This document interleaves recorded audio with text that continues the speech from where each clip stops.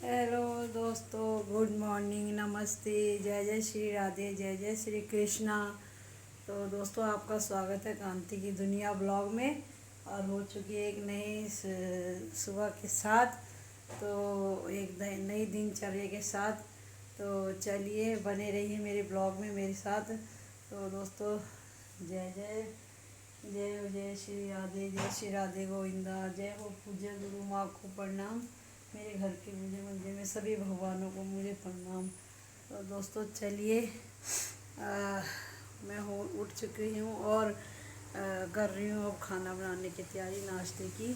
और नाश्ते में और मैंने देखिए बस रख दी है चाय। मैं बना रही हूँ चाय। तो और दोस्तों देखिए, और ये बन रहा है शिमला मिर्च की सब्ज़ी, है ना। शिमला मिर्च की सब्ज़ी बना रही हूँ। और ये पनीर डालेंगे इसमें, है ना, पनीर डालेंगे। और ये प्याज काटे हैं, तो शिमला मिर्च, प्याज और पनीर की सब्ज़ी। और ये मैंने रख दी हैं आलू फ्राई करने के लिए, 2-4 आलू डाल रही हूँ। ये देखिए 2-4 आलू। तो आज बन रही है ये सब्ज़ी। ये आलू फ्राई करने रखे मैंने, और शिमला मिर्च, प्याज मोटे मोटे, और ये पनीर। तो ये शिमला मिर्च पनीर की सब्ज़ी बनेगी आज नाश्ते में। और ये मैंने रख दी है चाय, और बन रही है चाय, है ना। तो चलिए दोस्तों, मिलते हैं आप। तो दोस्तों, आपका जय जय श्री राधे, जय जय श्री कृष्णा, नमस्ते, गुड मॉर्निंग। तो दोस्तों, आपका स्वागत है कांति की दुनिया ब्लॉग में। और हो रही है रसोई से शुरुआत सुबह की आज। तो चलिए, बने रहिए मेरे साथ ब्लॉग में आज के दिनचर्या के साथ। तो दोस्तों देखिए, हो चुकी है चाय, रख दी है बनाने के लिए। और यहाँ बना रही मैं सब्ज़ी। तो आलू फ्राई करने के लिए रखे हैं। और ये देखिए, ये शिमला मिर्च कटी है, प्याज, और ये पनीर है। तो आज शिमला मिर्च प्याज पनीर की सब्ज़ी बन रही है। और चलिए करते हैं, फिर नाश्ता बनाते हैं। और बनाती हूँ चाय, और आपको मिलती हूँ अभी थोड़ी देर में। तो चलिए दोस्तों, देखिए ये मैं बना रही हूँ मसाला सब्ज़ी का। तो मैंने पहले इसमें मैंने तड़का दिया जीरा और सरसों दाने का, और इसमें फिर मैंने आलू डाले, आलू फ्राई करे। और फिर मैंने डाले प्याज मोटे कटे कटे, और प्याज फ्राई कर दिए। उसके बाद देखिए मैंने डाला टमाटर, और टमाटर के बाद मैंने डाले इसमें मसाले, है ना। और वो ये चम्मच हल्दी, धनिया, थोड़ी आधा चम्मच लाल मिर्च, हरी मिर्ची, और गरम मसाला, बस यही डाला है। और ये देखिए कितना अच्छा कलर आ रहा है ना। तो ये देखिए कलर सब्ज़ी का। तो अब हम इसमें डालेंगे शिमला मिर्च और पनीर। ये बन रहा है, डालने देंगे थोड़ा मसाला। अभी मैंने नमक नहीं डाला इसमें, नमक डालूंगी बाद में।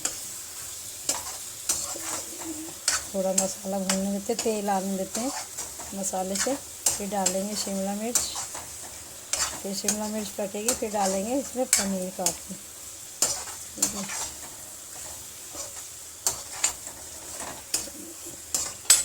ये मसाला। और ये बन रही है चाय, उबल रही है चाय। तो बस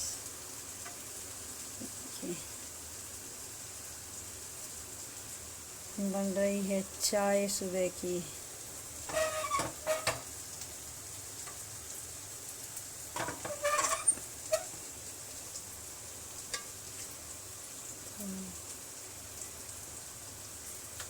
चलिए, तो अब डालेंगे इसमें हम शिमला मिर्च। ये शिमला मिर्च डालेंगे, इसको मिलाएंगे।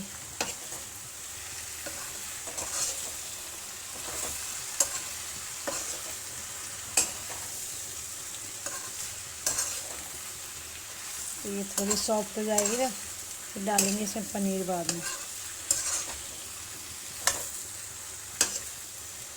इसको मसाले मिलाएंगे।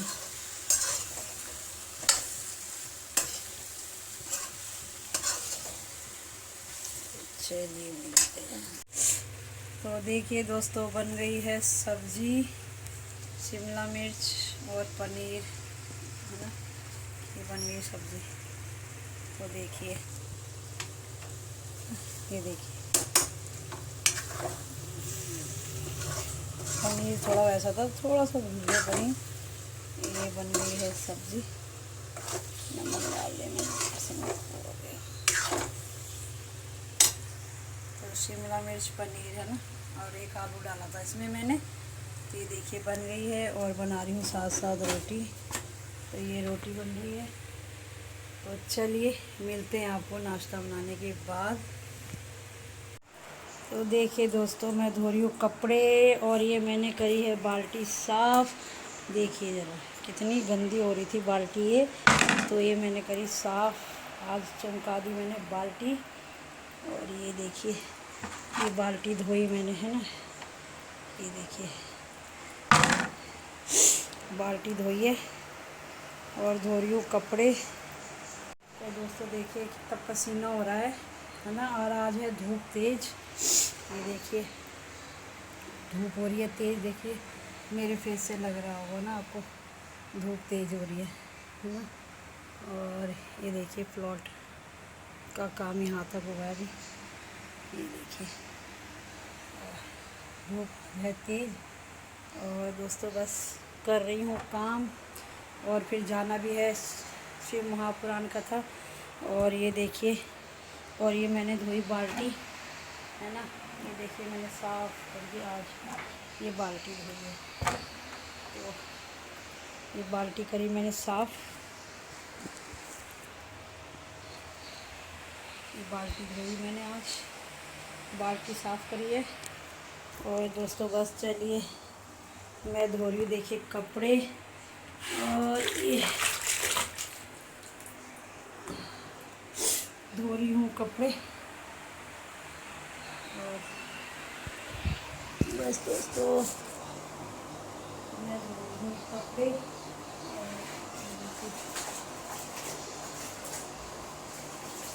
कपड़े धो रही हैं। हाँ, मैंने हाथ से कपड़े धो रही हूँ, हाथ से कपड़े धो रही हूँ।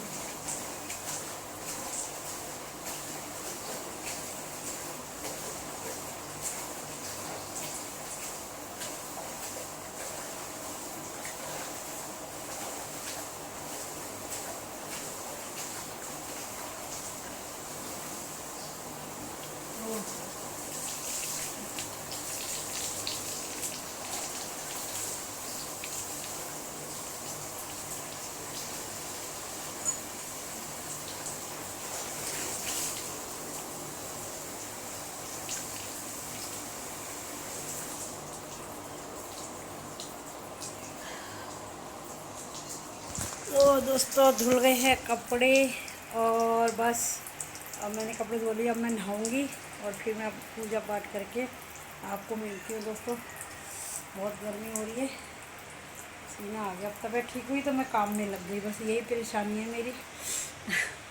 तो तबीयत ठीक हो जाती है और फिर मैं लग जाती हूँ, फिर बीमार पड़ जाती हूँ, है ना। तो बस चलिए, बाकी घर का काम हो गया है, और किचन भी साफ़ कर लिया था, है ना। और बस ये रूम भी साफ़ हो गया था, और बाकी मैं कर रही काम। चलो मिलती। तो चलिए दोस्तों, हो गई मैं तैयार, और मैंने बस आपको दिखाया था, मैंने नाश्ता करके घर का काम वाम करा, और बस कपड़े वपड़े धोए, नहाई धोई और पूजा करी, और पूजा कर ली है। और बस अब पूजा करके अब मैं तैयार हो गई हूँ शिव महापुराण कथा जाने के लिए। तो आज है छठा दिन।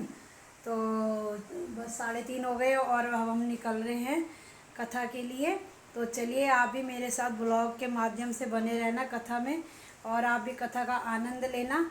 और जो मैं आपको ब्लॉग में दिखाऊंगी कीर्तन भजन कथा, उसका आनंद लेना गुरु माँ की वाणी से। और चलिए, तो मैं मिलती हूँ आपको रास्ते में, और शिव महापुराण कथा जहाँ हो रही है वहाँ पे मिलते हैं। तो चलिए चलते हैं दोस्तों। और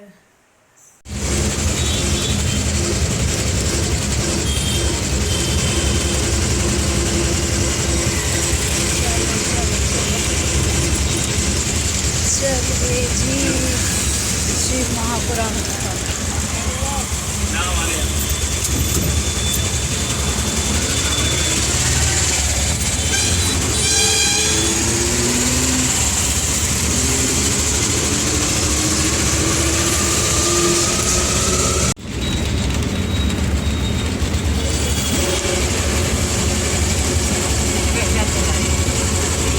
Sohokra.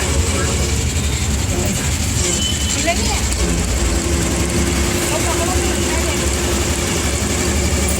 चढ़ागे तो सही है, चढ़ागे तो सही है। मैं ले लेती हूँ, कोई चीज़ से करवा लेना। बस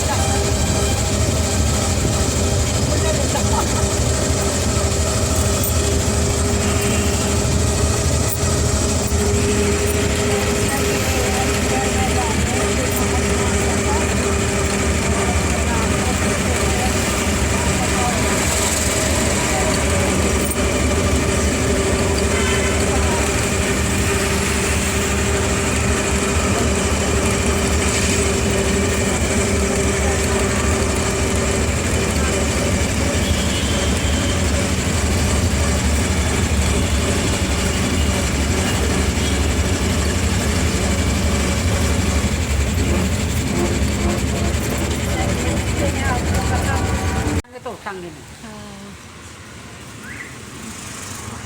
चलिए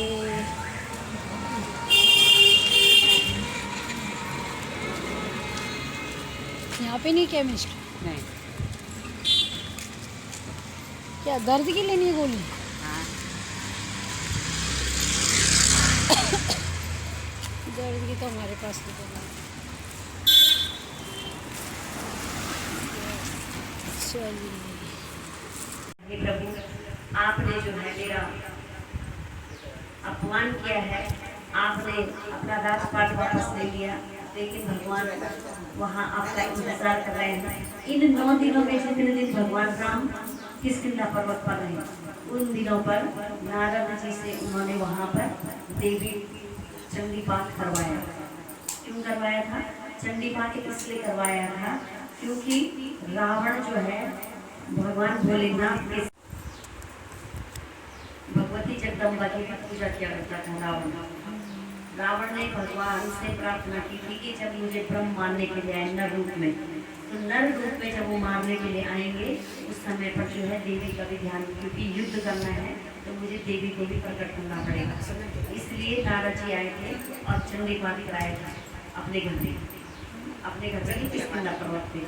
तो वहाँ पर नारद जी ने देवी को प्रकट कराया था। देवी से आशीर्वाद लेकर तब जो है भगवान आगे चले आए थे। तब जब समुद्र के किनारे दक्षिण दिशा में आए थे हनुमान जी के साथ में, वहाँ पर उन्होंने पहले अपने गुरु को स्थापित किया। किनको? महादेव को। महादेव को स्थापित करने के लिए श्री रामचंद्र जी ने वहाँ पर शिवलिंग के लिए हनुमान जी से कहा कि हे हनुमान जी, एक ऐसा शिवलिंग लेकर आओ जिससे मैं यहाँ पर समुद्र के किनारे भगवान शिव की स्थापना कर सकूँ, अभिषेक कर सकूँ। यहाँ पर भगवान ने पंडितों को बुलाकर अभिषेक कराया भगवान का।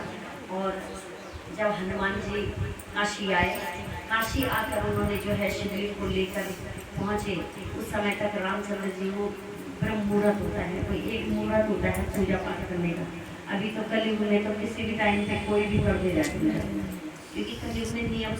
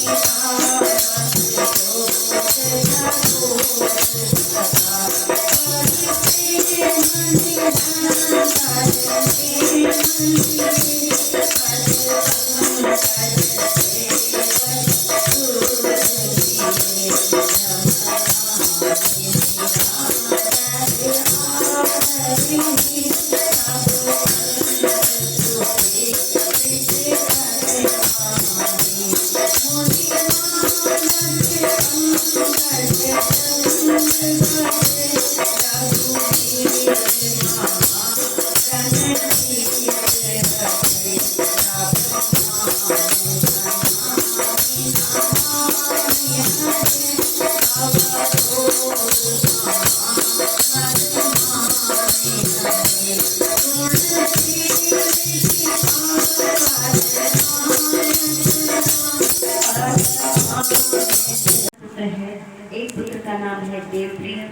एक का नाम प्रियमेघा, एक का नाम सुकृत और एक का नाम सुव्रत।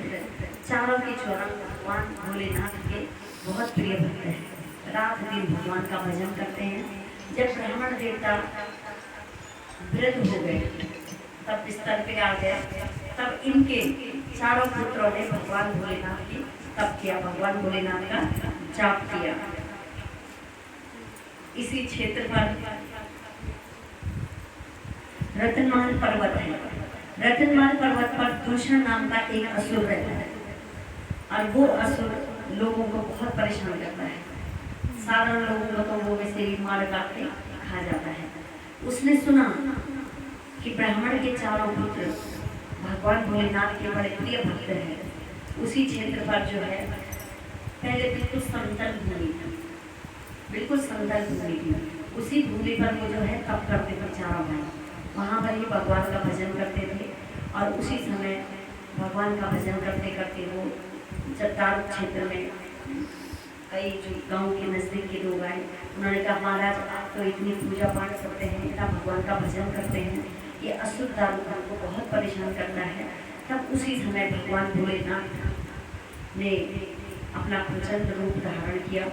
दारूकासुर को मारने के लिए बड़ी गर्जना करके बहुत बड़ा गड्ढे से भगवान प्रकट हुए। वहाँ इतने बड़े शिवलिंग हैं और बिल्कुल शिव जी का मंदिर जो है बिल्कुल गहरे में, ऊपर सारा बना हुआ है कॉरिडोर, लेकिन नीचे भगवान जो है पूरे गड्ढे से प्रकट होकर, पाताल लोक से प्रकट होकर ऊपर को आ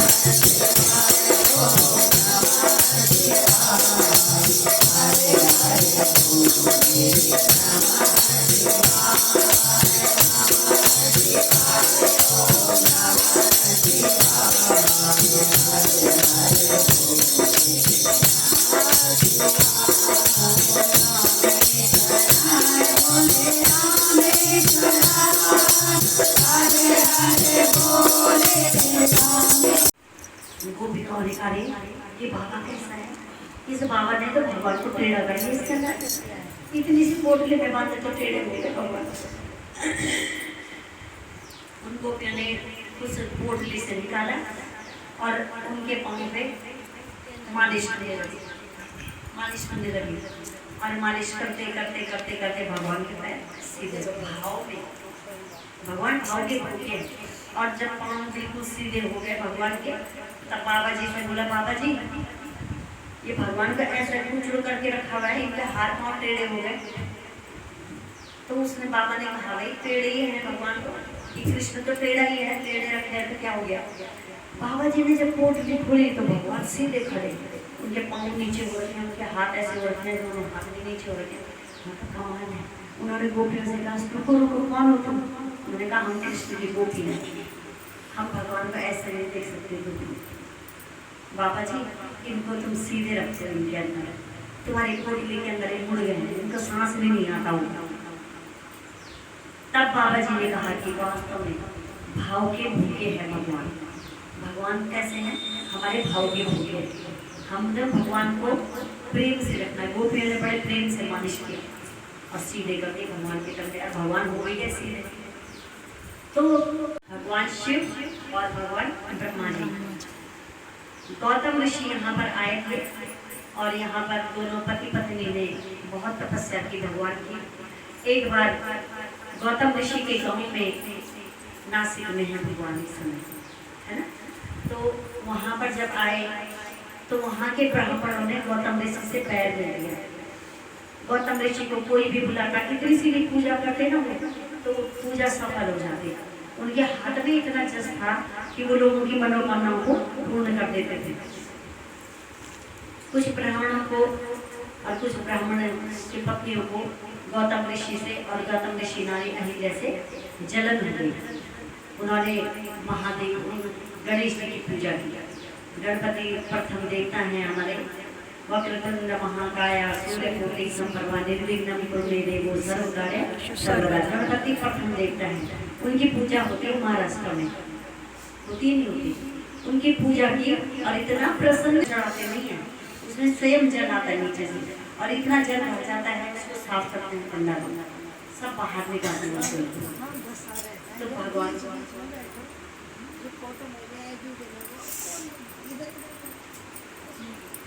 भगवान भोलेनाथ वहाँ पर भी 3 रूपों में प्रकट हुए। यहाँ का नाम क्या हुआ? त्र्यंबकेश्वर। 3 देवता हैं, इसलिए यहाँ का नाम क्या हुआ? त्र्यंबकेश्वर। तीनों देवता का समावेश है। और यहाँ पर जल नहीं चढ़ाया जाता, यहाँ पर भगवान स्वयं स्नान करते हैं, स्वयं धरती से जल निकल कर भगवान बिल्कुल छोटे से त्र्यंबकेश्वर, बिल्कुल छोटे से तो धरती के लिए मार के उनको रख देते। जो भगवान के भक्त होते उनको कैद कर लेते, और वहीं एक वैश्य गया अपना समुद्र के रास्ते अपना सामान लेके आ रहे थे, उसी समय तारुका ने उनको वहाँ कैद कर लिया। वो भगवान का बहुत बड़ा भक्त था, शिव भक्त था, भगवान का नाम का भजन करने लगा। और भोजन में वो जितने भी सात्विक लोग होते थे ना, उन सबको वो क्या करती थी तारुका, और तारु मांस खिलाते थे जबरदस्ती। और वो भोजन नहीं करते थे, वो भूखे प्यासे रहे। जो अपना जीवन जिसको चाहिए था वो तो अपना भगवान का भजन से करता था, लेकिन वो भूख प्यासे खा जाते थे। लेकिन ये वैश्य जो था, ये बिल्कुल भी भूखा रहकर जो है भगवान का भजन करता था। भगवान का भजन करते करते इन्होंने जो है वहाँ पर भगवान भोलेनाथ का ध्यान करा और कहा कि तारुक और तारिका नाम की दोनों राक्षसियाँ बहुत सताती हैं वहाँ जितने भी कैद होते थे लोगों को। इसलिए भगवान भोलेनाथ से प्रार्थना की कि हे प्रभु, किसी भी रूप में आकर आप जो है इन दोनों का वध कीजिए। भगवान भोलेनाथ 2-3 बार तो आए, लेकिन पार्वती के आशीर्वाद के कारण लौट गए। भगवती जगदम्बा की आराधना की, तब भगवान भोलेनाथ ने पार्वती जी से कहा कि हे पार्वती, यदि कोई गलत काम करे, तुम्हारी कितनी भी पूजा कर बैठो और तो संजय बोले वृंदावन धाम जाओ। अब वृंदावन धाम चले जाओ जब बोला, तो बोले हरिद्वार तो मैं आ गई हूँ द्वार पर, अब भगवान के धाम चली जाती हूँ। कोई संगत ऐसी मिली जो मेरे हरिद्वार लेके आई, ऐसी कोई संगत मिल जाए कि मैं वृंदावन धाम को चली जाऊँ। और दुर्गा बाई रात में तो नींद नहीं आई, कहा कैसे जाऊंगी वृंदावन धाम, कहाँ होगा वृंदावन धाम। जितने भी पुराने ऋषि मुनि हैं सब तो वृंदावन जाके ही मोक्ष मिला। ध्रुव जी भी वृंदावन में गए, तब जाके भगवान के चतुर्भुज मुख के दर्शन किए, और वहीं पर ही भगवान ने अपनी गोदी में ध्रुव जी महाराज जी को बिठाया था। ये दुर्गा बाई की सोचने लगी, और अब वृंदावन धाम जाने के लिए वो भगवान से प्रार्थना करने लगी।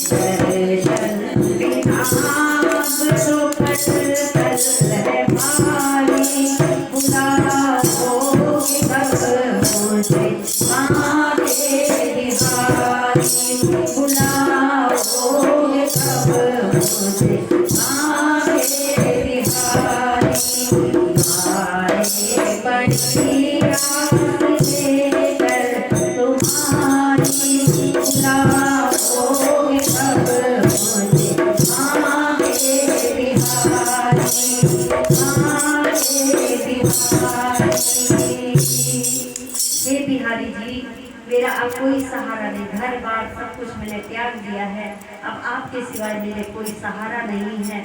दर्शन आप जब दोगे मैं तभी आपके द्वार पर आ सकती हूँ।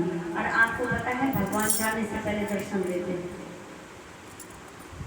पता नहीं आपको हुआ है ऐसा अनुभव कि नहीं हुआ, तो मुझे हुआ है। मैं जब पहली बार वैष्णो देवी के लिए खुश होके कि भाई लोग वैष्णो देवी का नाम लेते हैं। देवी ने तो बहुत दर्शन करे थे, लेकिन वैष्णो देवी के दर्शन नहीं करे थे। तो रात को जब मैं सोई थी तो इतना बड़ा शेर, यहाँ से लेके वहाँ तक इतना बड़ा शेर बिल्कुल सामने मेरे बैठा है। और मैंने देखा तो मैं रात को डर गई। मैंने इतना बड़ा शेर कैसे आ गया? तो बुलावा तो आता है ना भगवान का, भाई उनके सेवक ही तो आएंगे, कौन आएगा। और जब मैंने देखा पूरा शेर वहाँ पे बैठा है तो मैं समझ गई कि चलो कहीं ना कहीं से बुलावा आया है। तो वहाँ के बिहारी को पुकारे, दिल से पुकारा तो भगवान अपने पास बुलाते जरूर हैं। परीक्षा न लो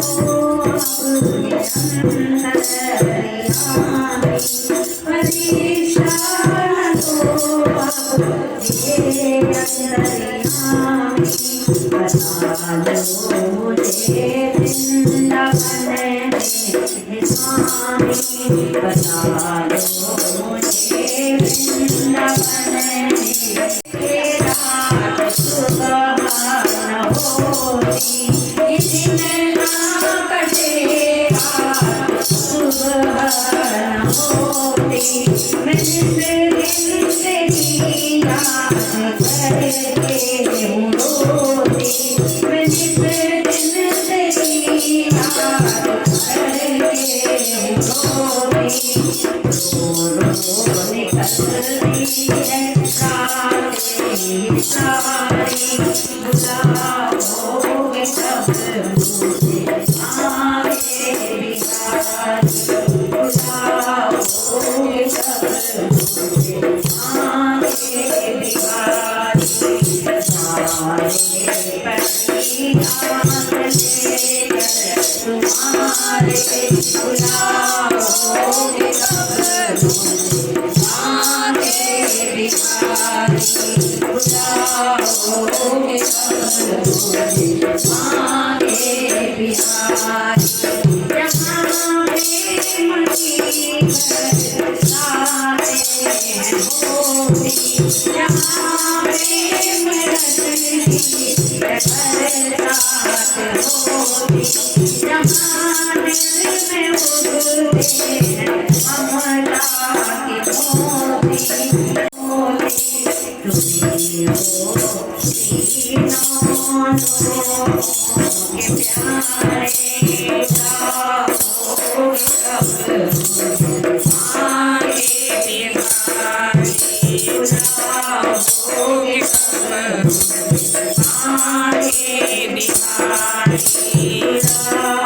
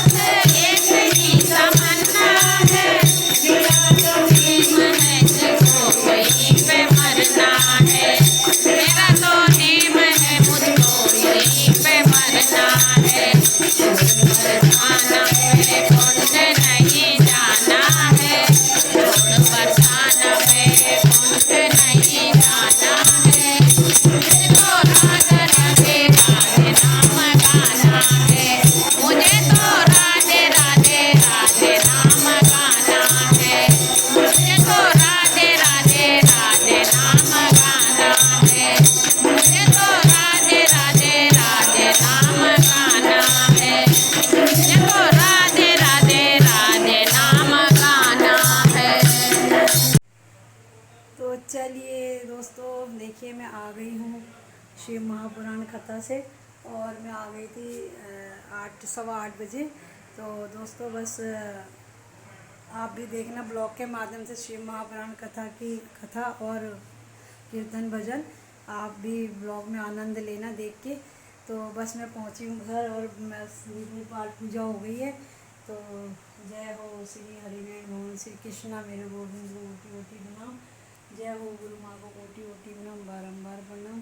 जय हो प्रभु, जय हो। तो चलिए, तो मैं आ गई हूँ और मैंने पी ली है चाय और बना रही हूँ मैं दोस्तों बस सब्जी। तो मैं बना रही हूँ दोस्तों बस बैगन का भरता। तो देखिए मैंने इसमें डाल दिए प्याज टमाटर, मसाला बना रही हूँ। तो मैं इसमें मसाला तैयार कर रही हूँ और फिर डालूँगी बैगन और बनाऊँगी रोटी। तो आज का हमारा रात का खाना बन रहा है बैगन का भरता और रोटी। तो चलिए बस आपको मैं खाना बनाने के बाद मिलती हूँ। और दोस्तों फिर चलिए, तो बस अब सब्ज़ी रोटी बना रही हूँ मैं और सब्ज़ी रोटी बना के फिर आपको मिलती हूँ मैं। बस दोस्तों चलिए, देखिए ये बना दिया मैंने बैगन का मसाला। तो बन रहा है बैगन का भरता। और ये मैंने मिर्ची फ्राई करके रखी है, देखो ये नींबू और नमक डाल के इसको अब हम खाएंगे। मतलब बस ये खाने लायक हो गई है। इसको हम धो के चीरा लगा के मैंने फ्राई कर दी थी हल्का से 1 चम्मच तेल में, और इसमें नमक और नींबू का रस डाला है। बस अब ये खाने के लिए हो गई तैयार और ये भरता बना रही हूँ। तो बस ये मसाला हो गया तैयार और मैं डाल रही हूँ ये बैगन डाल रही हूँ। बस दोस्तों आके ये बैगन के भरता बनाना है और रोटी। और ये मैंने रखा आटा और आटा गूंदूँगी और ये बैगन की सब्ज़ी तैयार हो रही है ना। तो देखिए बस हम मसाला मैंने तैयार कर दिया था, प्याज मिर्ची और हरी मिर्ची और वही हल्दी धनिया मिर्ची और गरम मसाला, बस यही हमारा है। तो देखिए हो रहा है बैगन का भरता तैयार, ठीक है। तो चलिए आपको मिलती हूँ बनाने के बाद और रोटी बनाने के बाद। चलिए दोस्तों बस पहुँच गई थी घर और बस चाय पी और अब खाना बना रही हूँ मैं। और ये गर्मी भी बहुत है आज देखिए। तो बस चलिए मिलती हूँ आपको मैं खाना बनाने के बाद। और अभी कपड़े भी चेंज नहीं करे, बस सीधे आके चाय पी और खाना बनाने लग गई हूँ। तो चलिए मिलती हूँ आपको मैं थोड़ी देर में। तो चलिए दोस्तों देखिए बस मैंने बना ली थी सब्ज़ी रोटी और देखिए मैं खा रही हूँ। ये मेरा खाना है बैगन की सब्ज़ी और 2 रोटी भरता और 2 रोटी। तो देखिए बस मैं खा रही हूँ खाना। और चलिए मिलते हैं आपको रोटी खाने के बाद। तो मैं बताऊंगी आपको भरता कैसा बना था खा के। तो चलिए दोस्तों फिर करूँगी किचन साफ, फिर मैं आपको मिलती हूँ रोटी खाने के बाद और किचन साफ। चलिए दोस्तों मिलते हैं। तो चलिए दोस्तों हो गया है किचन का काम और खाना खा लिया था। मैंने दिखाया था आपको बैगन का भरता और रोटी। तो मैंने खा लिया खाना, बच्चों ने भी खा लिया और हो गया किचन का काम।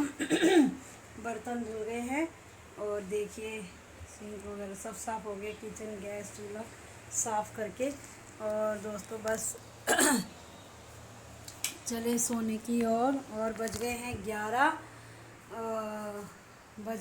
11 और बस दोस्तों खाना खा के काम करके 11 बज गए। और बस अब बच्चे तो सोने चले और मैं थोड़ी देर बैठूँगी। और दोस्तों आपको अगर मेरा आज का ब्लॉग अच्छा लगा हो तो मेरे ब्लॉग को लाइक शेयर और सब्सक्राइब ज़रूर करना और दोस्तों का शेयर ज़रूर करना और कमेंट करना। अगर आपको आज के ब्लॉग में या पहले के ब्लॉग में शिव महापुराण जो भी 6 दिन के अंदर शिव महापुराण कथा में जो भी आपको भी आनंद मिला हो, आपको कीर्तन वर्जन सुन के आनंद मिला हो, गुरु माँ की वाणी से कथा सुनने में आपको आनंद मिला हो तो ज़रूर कमेंट करना। और मेरे ब्लॉग के माध्यम से आप भी कथा का आनंद लेना। और दोस्तों फिर आपको कल मिलती हूँ मैं 7वें दिन शिव महापुराण कथा में आपको ले चलूँगी ब्लॉग के माध्यम से। और दोस्तों बस और तो दोस्तों चलिए और अब हो गया है काम। अब चल सोने की करती हूँ मैं तैयारी, और कपड़े भी चेंज नहीं करे मैंने, कपड़े चेंज करने। और दोस्तों बस मिलते हो आपको कल के ब्लॉग में एक नए दिन के साथ, नए सुबह के साथ। तो दोस्तों बस ब्लॉग देखते रहना और आनंद लेते रहना, बने रहना मेरे साथ मेरे ब्लॉग में। और जो भी मैं ब्लॉग में डालूँ आप आनंद लेना और देखते रहना, है ना। और चलिए दोस्तों, बाकी मैं कथा में और मैं ज़्यादा बना नहीं पाती हूँ, तो कथा सुननी भी पड़ती है, और उस टाइम कथा के ब्लॉग और कीर्तन भजन के बना पाती हूँ मैं, और मैं आगे पीछे कुछ और नहीं बना पाती। तो मैं आपको फिर मिलूँगी कल एक नए ब्लॉग के साथ। तो जय जय श्री राधे, जय जय श्री कृष्णा। खुश रहो, स्वस्थ रहो, मस्त रहो, यही हृदय से मनोकामना है। और चलो दोस्तों, शुभ रात्रि, मिलते हैं आपको कल।